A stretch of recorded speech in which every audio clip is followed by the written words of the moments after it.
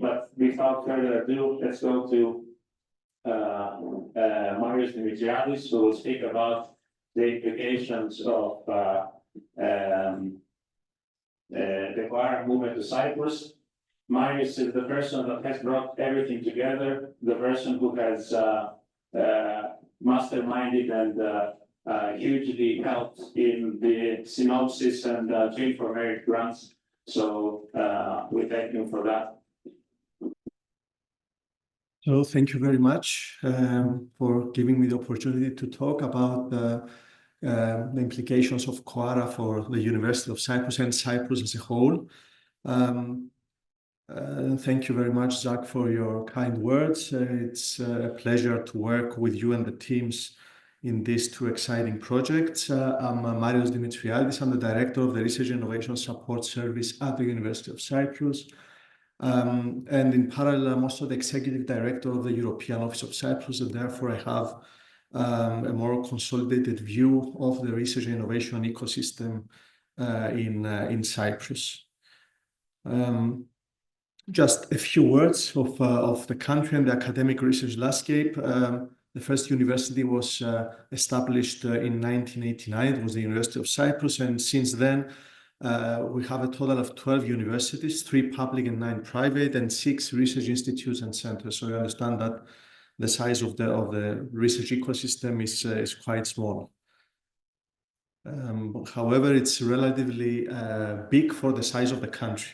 So this is a statement from the European Innovation Scoreboard 2023. So Cyprus, according to European Innovation Scoreboard, is a strong innovator in Europe. And I really would like to know, if we have such an interactive session, is there anyone in the room that has a very strong view that Cyprus is a strong innovator? So when hearing about innovation around Europe, has Cyprus come up as an example of a strong innovator? So yeah, I know the answer. So this is exactly sometimes the problem with metrics. This is the problem with metrics. So Cyprus is, for I think 3 consecutive years, a strong innovator in Europe. Yeah, we can tell you that from people within the system that this is not exactly the case. I want to explain myself. You can see from some basic metrics that we have available from 2022 that even though we're trying to spend more on research, we're still at 0.75% of the GDP, and it's going down every year. So you understand that this is not, I mean, quite the case that Cyprus is investing in research and innovation, and it's a strong innovator by design and by policy and by strategic orientation. So this is where we stand in terms of R&D expenditure amongst the EU member states. We're at the last places, and as I told you, unfortunately, we're going even down each year. You can see from the distribution of R&D expenditure from 2010 to 2022 that government has been spending less and less to research. You can see that the higher education is following a similar trend, and you can see an increase in business enterprises. This is because of the ICT headquartering that has been taking place in Cyprus and the declaration of R&D expenses here, so that I can perhaps give you an answer to your very logical question. This is R&D expenditure by source of funds. You can see here that most of the funds come from business enterprises, as I said, from the ICT headquartering mainly, and abroad, where abroad you can put the EU funding scheme for research and innovation, Horizon 2020, Horizon Europe, where Cyprus is a super performer. You can also see in this figure what is the publishing activity, what are the research outputs, both total and open access. From 2007, that the majority of the universities, the private universities, were institutionalized, until today, around 50% of the research output is openly accessible. You can see the University of Cyprus, and then there's a vast difference from the other institutions. So we have 7 research institutions that are the key performers in terms of research activity in Cyprus. In terms of research and innovation policy, we have now 2 key bodies: the Deputy Ministry of Research and Innovation, which is the responsible policy-making authority. It has been here since March 2020.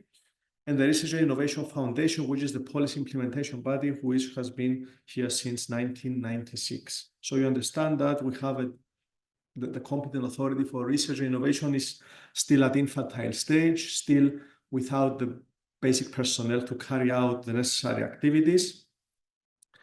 In terms of the existing research assessment framework, there isn't any at this point.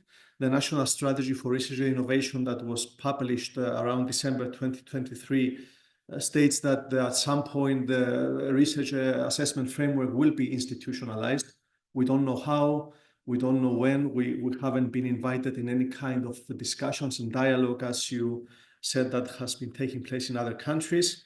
So far, research funding has been given as a block grant to public universities and research institutions without any assessment. But it's actually a bit tragic that most of them do not know that they give a block grant for research funding. They don't know at the basic level, either at the parliament or where they approve these budgets, what they give and where they give it. Most of our research funding from national resources comes from very painstaking savings from other funding activities and in order to keep us moving. So the research funding is of quite small scale. It's around 1/10 of the external funding that we get each year. Competitive research funding in Cyprus, so this comes from the Research Innovation Foundation programs. The research funding scheme called Restart was established in 2016. Most programs are now oriented for business enterprises. Around 20% goes to universities and research institutions in comparison to over 50% in 2018 and 19. The Research Innovation Foundation implements external peer review for proposals.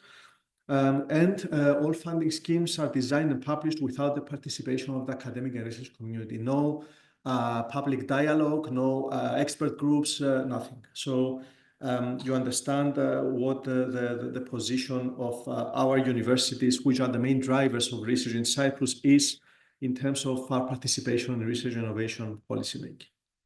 So this was just an overview of Cyprus and the research and innovation landscape. I'll go quickly through the research assessment. Many of the speakers have gone through this, so I will not elaborate. We know that there are some definitions about responsible research assessment. In my view, is on using the appropriate instruments in order to evaluate the unit you have to evaluate at each time, even if it's a researcher, a research unit, an institution, etc., and taking into account all the important aspects such as the mission, such as the diversity of research outputs, etc. Now, the initiatives, you know, we have gone through them many times.